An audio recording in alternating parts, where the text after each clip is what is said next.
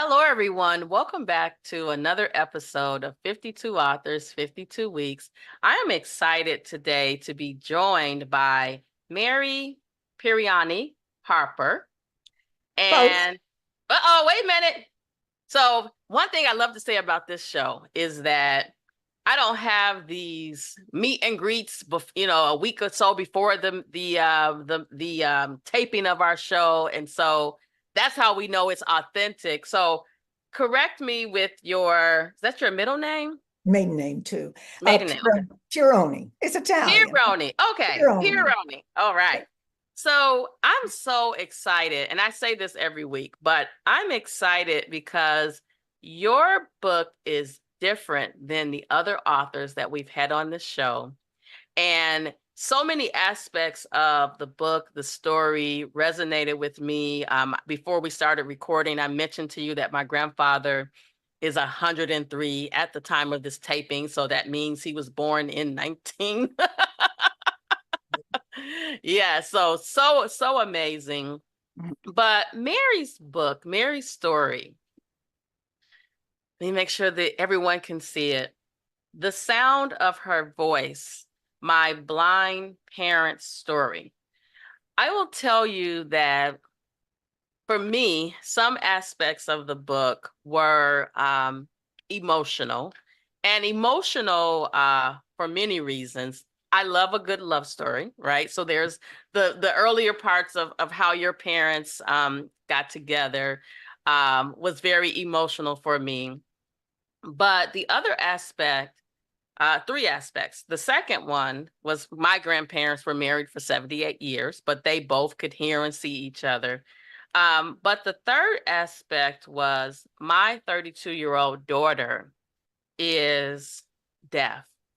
Hmm. And while she can see me for the last 32 years, I haven't heard her voice.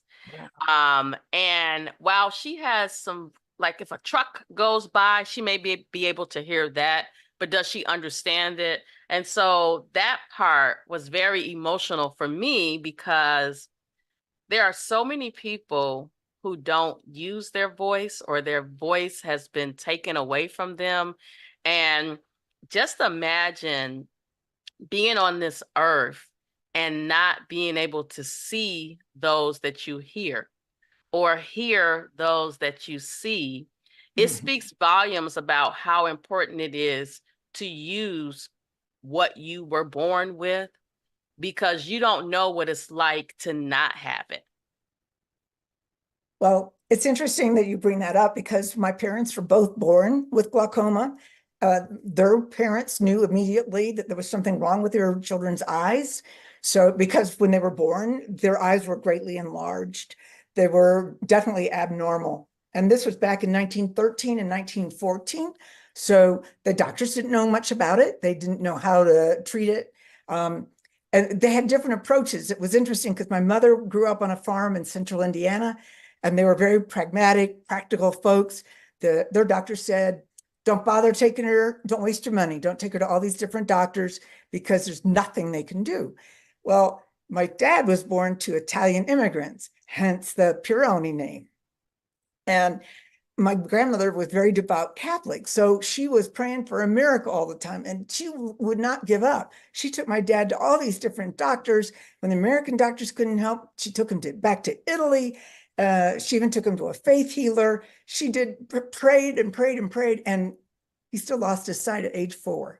So uh, when you're born with it, it's a lot different. My dad always said that than if you lost your sight later in life, it's much harder. He always felt sorry for people who lost their sight after having it for so many years. Wow, wow. So before we start getting into the book, I want our listening viewing audience to learn more about who Mary is, or I like to say Mary is becoming, because I know for me at 51, I have so much more life to live, so much more impact. But just so that they can learn a little bit about who you are, other than the daughter.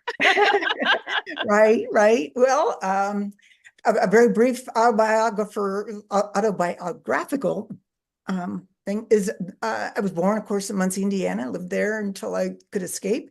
When I was 19, got married to my husband, who then was doing his PhD at the University of Virginia. So I followed him to Virginia, finished my school there. And then we moved to Chapel Hill, North Carolina, where my daughter was born. And then later on, we ended up moving to Houston, Texas. So we were there for 43 years. That's where my husband passed about 12 years ago. And I met up with another partner, and I'm now living in Colorado Springs, Colorado, which is very Wow. different than Houston, Texas. Absolutely. So, fun fact, our youngest daughter, she's 24. She actually moved to Houston, Texas 2 years ago, and she said it was different than Chicago, which is Oh where we gosh, are. yes. So when I saw that you were from Muncie, Indiana, I was like, Muncie, Indiana to North Carolina, just the different places that you lived. I just can't imagine because I've only lived in Illinois. Mm, yep. But I take that back. I did go to school for 1 year in Clarksdale, Mississippi. So let's say one out of 51 years, right? But all I know is Illinois. But of course, I've been fortunate to travel to 43 of the 50 states. So I haven't lived there, but I've been to visit. Yeah. So And traveling's important. So my daughter lives outside of Chicago. She lives in Park Ridge. So I'm always going up to visit her because she's got two grandkids. So oh, those grandkids, you gotta listen. I yeah. don't know. It's something about grandkids versus kids that it's different. Maybe because you can leave them where they're at and you don't have to take them with you all the time. I'm not ultimately responsible for them. I can Yes, play and have a good time and bye. yes, absolutely. So tell our listening viewing audience a little bit about the journey of writing the book because again, the sound of her voice is something about voice that makes me very emotional. And part of it was because as a parent of a special needs child, I had to advocate for her. And there was a time where I had trouble finding my voice, and it was through being her advocate and some other things that happened that I learned how powerful my voice was. And I think that initially I wasn't using my voice because back in the 70s, on your report card, on the back of it, they would make some little marks, right? And mine said, talks too much. I knew you were going to say that. I just knew it. I got that too. So I think that, those labels that were put on me, I brought some of that into adulthood. And I'm so glad that I found my voice because I've had to advocate for her on more than one occasion. And if Gotcha. I hadn't found my voice, I would not have been able to do it. And the other thing that I think is so interesting, as a part of this 2024 version of 52 Authors, 52 Weeks, the very first author, her book was called Speak Up, I Can't Hear You, The Voice of a Woman. So I just think the stars have aligned that I'm having this conversation with you about your story. And it has so many themes in the story. And I mentioned before we started recording about that you were the master record keeper because as I was looking at the recap, if you will, of the beginning all the way through, I was like, wow. And you've encouraged me to collect some information similar but different. So what made you, because there's always a why, what made you be brave enough to tell this story? Oh, you know what? I don't think it was being brave. It was persistent for sure, because it took me a very, very long time to figure out how do I tell this story. Um, I knew I wanted to preserve the story. Their stories were funny, they're inspiring, they're emotional, like you said. And so I wanted to have it written down for my children, for my grandchildren, and anybody else who might be interested. I did not sit down to write an inspirational book. I was like, if I had done that, I'd still be looking at a blank screen, because how do you write an inspirational book? But my parents' stories, everybody has said how inspired they were by reading it. So I'm just really glad to get their story out there. I didn't want it to die with them. They've been gone now for several years, many years actually. My dad died in 2006 and mom was in 1999. But I just wanted to preserve their stories and have it all in one place, although I couldn't put everything in. There was just too many stories. So then it was hard to get started. How do you tell such an overwhelming story? I could have written a book about my dad. I could have written a whole book about my mom, about their relationship and family. So how the heck do I tell this humongous story? And I wrote, I think, 5 different drafts. And finally, I found the voice. I found the right way to say it. So I'm happy with it now, finally. But it took over 10 years. Wow. So I have a question. Do you feel that writing this book helped you heal from being the child of 2 parents that couldn't see? That's interesting. I don't think I had much to heal from. There was, our family was different. And yes, I learned a lot. And during my research, I learned a lot about my mother and how she reacted to being judged by her mother-in-law all the time, my dad's mother. And she happened to live right next door. So my mom was always feeling like she was being judged, not only by her mother, but in-law, but by the public. My parents couldn't go anywhere. We couldn't go anywhere without people looking at us, or some little kid pointing at my dad's eye because he had one big eye and nothing over here because it had burst when he was very young. So he looked different. My mom, most people couldn't tell that she was blind because she had artificial eyes, but you could still, if you looked at her eyes, you could realize there's no emotion there. So I had to learn different ways of understanding my parents. I could tell when my dad would be mad, his eye got real big. He'd make it real big. I'm like, okay, I've gone too far on that one. But most of the time, I just listened to their voices. I could look at their faces, but I saw nothing in their eyes. So there was nothing, no clues for me there, except for when his eye got big. But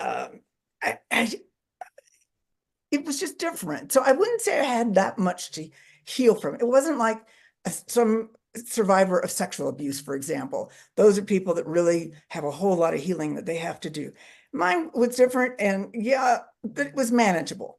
And we couldn't go anywhere unless we walked, or we took the bus, or we rode our bicycles.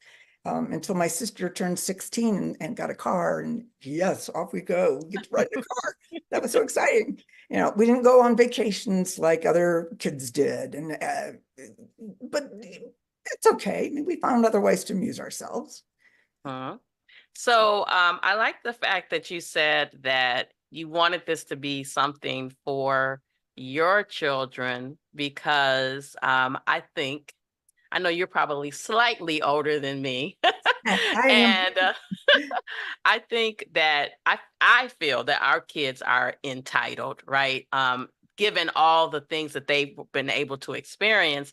But I think there's some value in your children and children in general understanding their history, right? Their Mhm. family history, what their family went through, because I think understanding that makes you a better person. I recently had an opportunity to accompany my 14-year-old niece, 14-year-old niece with other 43 14-year-olds. So it was Oh, her no. and it was 43 others.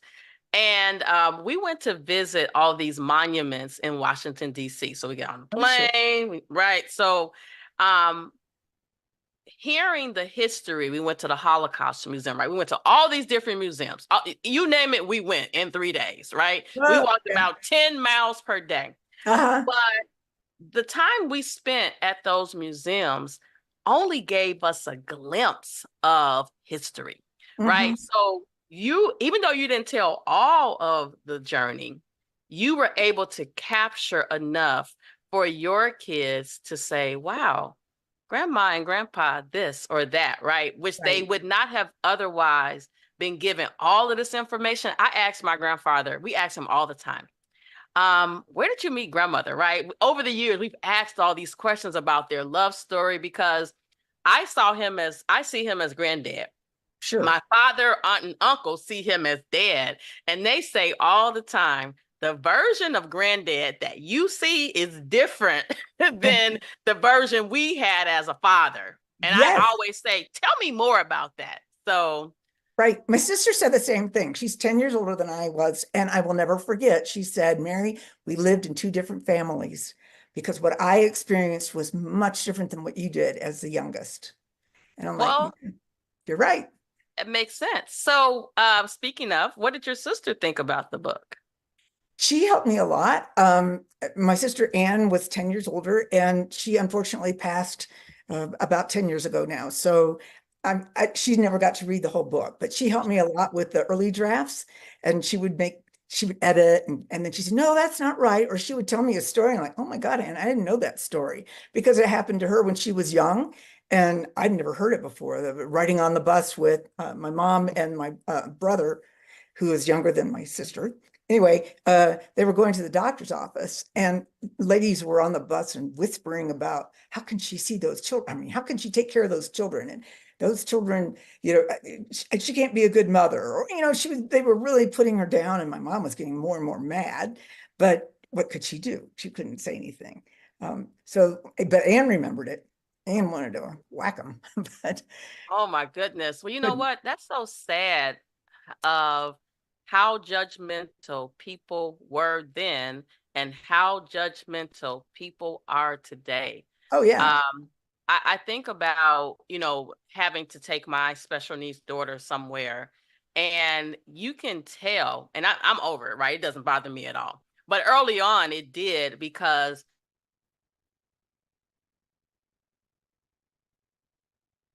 people would often say, well, why isn't she responding if we say hi to her? Well, duh, maybe she right, doesn't hear you, right? right. And they can be seen, and I don't know, maybe it's unintentionally. Some people I think are just mean, or they're not knowledgeable of somebody not having all of their senses. Right, right. And that happens with blind people too. I was with my dad one time and we were downtown and this man comes up. My dad knew many, many people's voices. So he was famous for knowing, hi, John, good to see you today, that kind of thing. And he was always right. Except for this one time, this man came up to us and said, hey, Mario, how you doing? Do you know who this is? Don't play games with blind people, And my dad, I got bigger and bigger, and I thought, oh, you're in trouble now. And he said, I'm afraid I don't know who you are. Well, then he introduced himself. And then I could feel my dad, and I would walk with him, and he would, I would have my left arm out, and he would be using his right hand on my elbow. And I could feel the pressure. Like I could tell he's ready to go. He wants to get away from this guy because he's so rude. So uh, yeah, people sometimes do that, but then other people are just wonderful. So it just depends, on the person's personality. And people would always offer him rides to work. Dad would be standing outside in all kinds of weather, waiting for the bus to come so he could get downtown to work. And one guy pulls up and says, hey, Mario, you want to ride? Dad says, sure. And my dad had a seeing eye dog, of course, and the dog loves to go for rides because we don't get to ride in cars that much. And so they were driving downtown, chatting away, having a nice conversation. My dad suddenly says, hey, Fred, I think you're driving the wrong way on this one-way street. And the driver goes, oh my God, and realizes, you're right. And he was so embarrassed. He turned, of course. But he was so shook up by the fact that a blind person could know that he was driving the wrong way on a one-way street that he told a friend of his who happened to be a reporter. The reporter put that in the news and it got picked up on the AP wires. So I have clippings from all over the United States. Blind man tells driver he's going the wrong way. It's just sort of fun. I love it. I love it. Your story and just hearing you talk about it. Of course, I don't remember everything, right? Because I'm reading so much, Yeah, but just hearing and seeing your expressions as you're telling the story, I could tell how much of an impact it's had on your life, and how much you got to relive some of the experiences, and be corrected by your sister about some of the experiences you didn't have correct. right, right. So how or did your experience as a child of parents who were blind impact you as a mother? Ooh. Well, when I first became a mom, I thought to myself, how did she ever change all those diapers?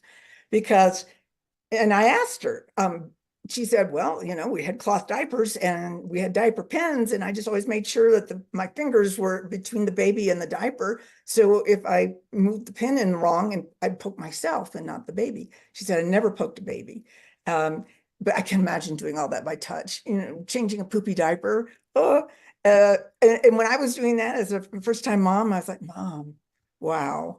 And then she didn't have any paper diapers. Of course, this was back in the 40s and 50s. So she had to wash the diapers by hand, well, in the machine. And then they had a wringer machine. So you'd wring those diapers through and then you had to hang them up. It was a huge process.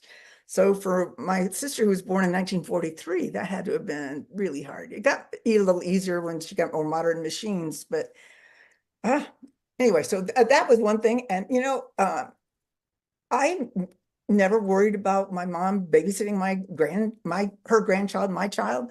When Katie was 18 months old, we took a weekend trip down to Houston because my husband was being recruited to move to Houston. And I said, Mom, can you babysit? Sure. They had the best time with her, my dad and my mom. And I didn't think twice about leaving them with blind grandparents. Um, they were in their 60s, and now I'm 70. I'm like, oh boy, they've did me a big favor by taking care of her. Because a little 18-year-old month old running around like that, but they loved her and she just had a great time. And so it worked out really well. But and I watched them take care of my other nieces and nephews. So that was fun to see. And I got some ideas of how they were as a parent by watching them Wow. back then. Yeah. I love it. It's such, oh, you know what? I know you said you're 70, but I told you my grandfather was 103, which means you can live for a long time. I'm I planning on. would love to see the book as a movie. A lot of people have told me that, and I had no idea how to go about doing that. I'm working on making it recorded. It's pretty much done except for the opening and the closing remarks. But so that will be uploaded soon, I hope, this summer. But a movie, if you know anybody, let me know.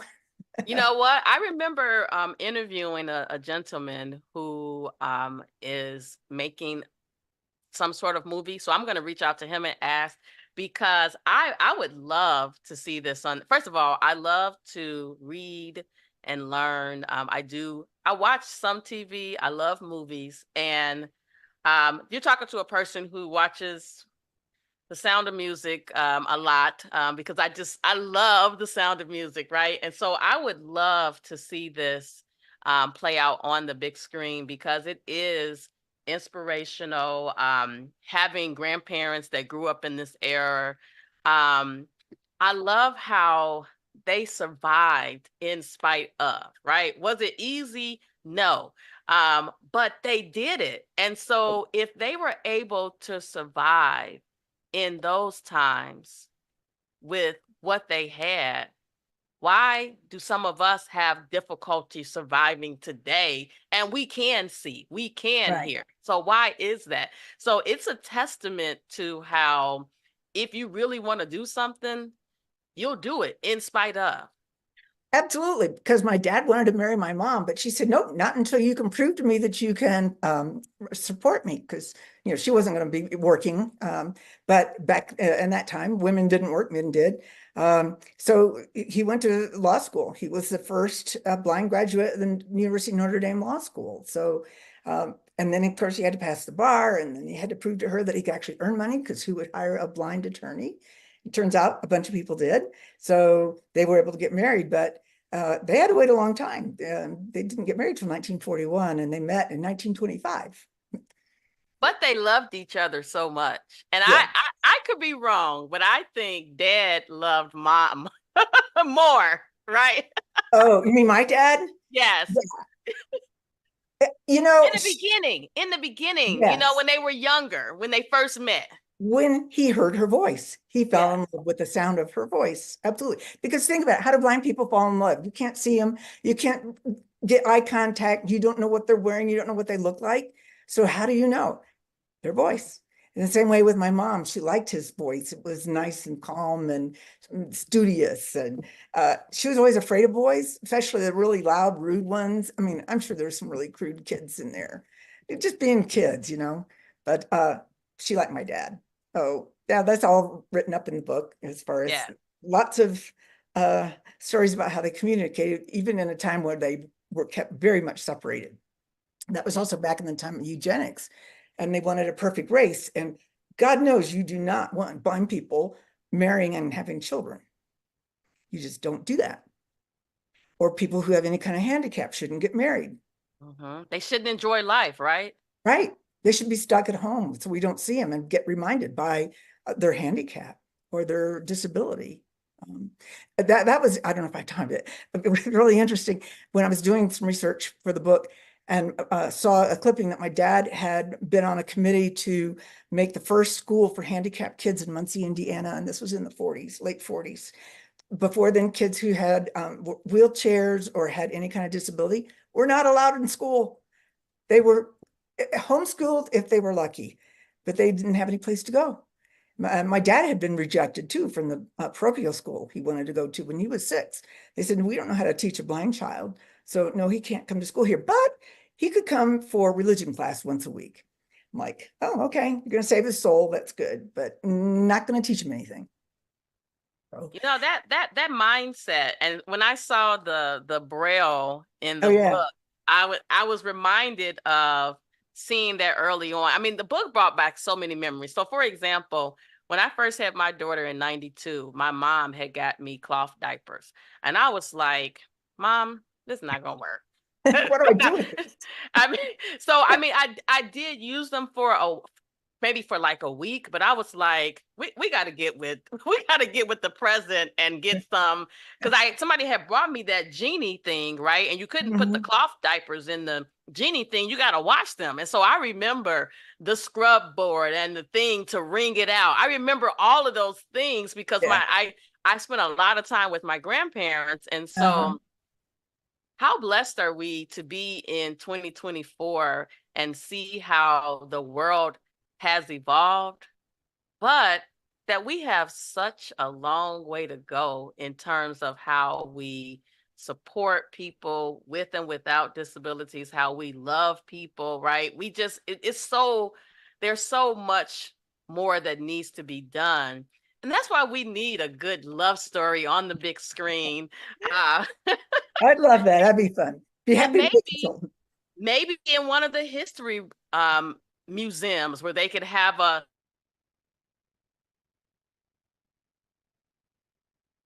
special segment where they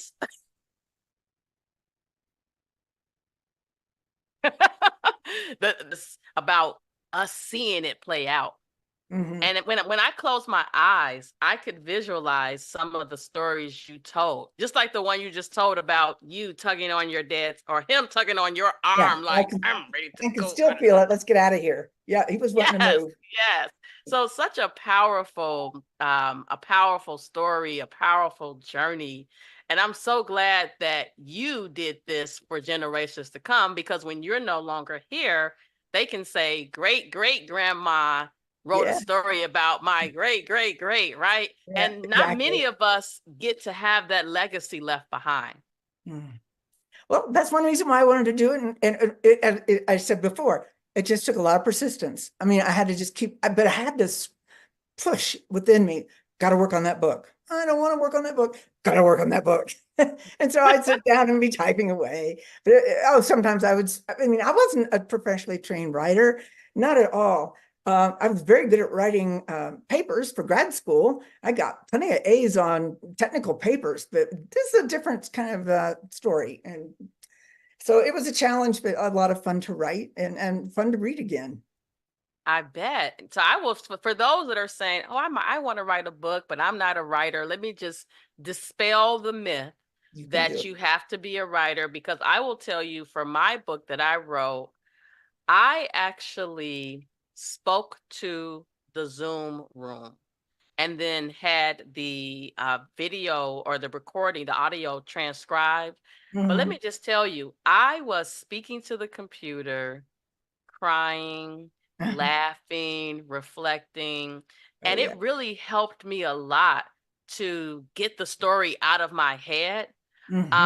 That I want everybody to know. You don't got to take out a typewriter to type up the Yeah. story. You It, can literally, yeah, you you can can talk. just talk it out and then Yes, you do it whatever. I mean, for me, I wouldn't really do that because I'm better at expressing myself in writing, but everybody's different. So go yes, for it. yes. I And just, actually, I wrote mine talking, typing, and some handwritten notes. mhm. So it was all three that was in place, but it was so freeing to be done with it. And so now you have encouraged me, because I have recorded all 12 chapters of my book. And now what I need to do is go over to this desk over here and listen to it and do and figure out what corrections need to be made to the audiobook. Also, I've realized I probably need to release a second edition of the book that aligns with the audiobook. So you've encouraged me that I got to pull from my inner Lisa to get That's it right. done, because I went into the studio to record them 2 months ago. Oh, And wow. here I am, like, okay, it's time. It is time to get it done. So you've encouraged me, and I want to just thank you so much for telling the story.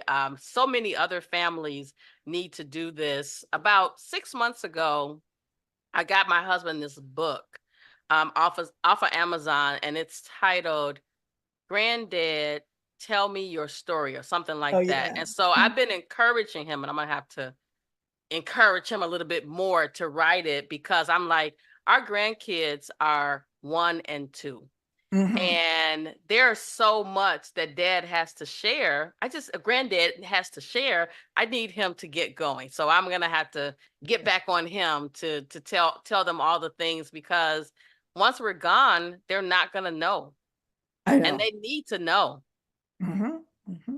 They do. They Yep. they need to know. But a lot of people think that their story is not worth telling. Oh, I'm not that important. I haven't done anything, whatever. But if you can get them started talking and then maybe transcribe it, then that works very well too.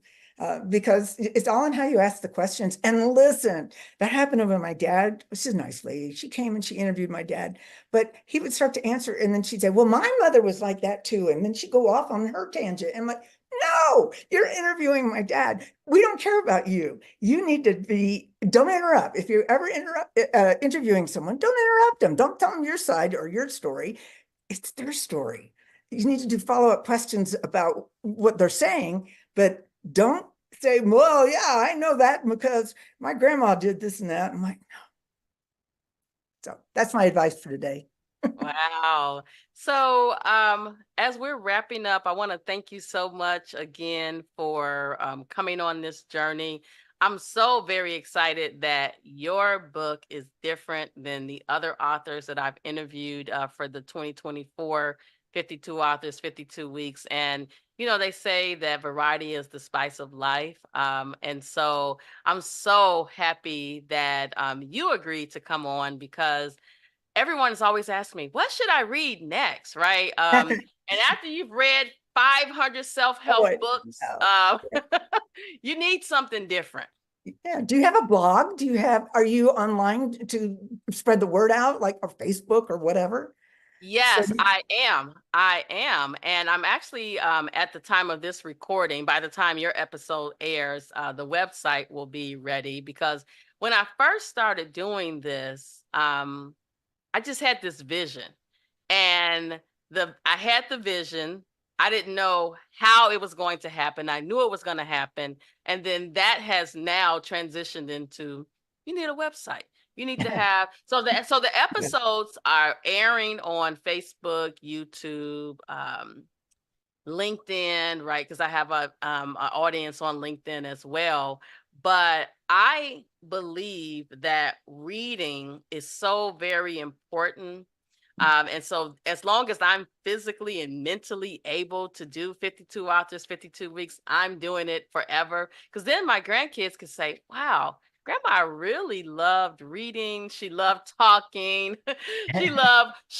Most importantly, loved meeting others that she did not know, that would not otherwise have an opportunity have met, right? Because we would have Absolutely. never met without No, this experience, right? without this So, book, no, yeah. exactly. And Yeah. so now, I'm able to really go back and think about what stories can I get from Granddad, right? We have the photos. I could take out the photo and say, Granddad, tell me about this. And let me tell you, Microsoft Word is amazing because you just click the microphone and the person that's talking can just start talking. So I could just say, Wow. Granddad, look at this picture. And the computer just starts typing. Perfect. That's what you need. Oh, that's absolutely 100% perfect. Get to it before it's too late. Yes. And today is the day. Not There you go. thinking about how it's going to happen, but just do it is how you can get a book. Now, don't be so concerned about, is it going to take me 1 year, 5 year, 10 years? Just do Just it. do it. Just do it. Yep. Well, everyone, this has been another episode of 52 Authors, 52 Weeks. I just spent some time learning more about the author of The Sound of Her Voice, My Blind Parents Story, which was such an amazing story. One that I hope that you all will read and in the future listen to. Yeah. And I'm putting it out into the atmosphere, see it in some shape, form, or fashion on a screen. I think it's a story that's worth telling because it's a love story. I love a love story, but it also speaks to how two individuals that not only loved each other, but how they navigated life in a world that none of us that are living today will probably understand, right? Mhm. And so when you go to the museums and you see all the different, the old telephone, remember how you had to do the little thing like Yeah. this, right? Yeah. Uh, people will never get to understand that. But if someone can tell it, that experienced it, it's such a great journey that I hope others will be on. And I am looking forward to what happens next with this story, because there's going to be a next. This will be our reminder that there has to be a next. And Okay. so thank you so much for your time today. And thank you for being on this journey. My pleasure. Thanks for having me.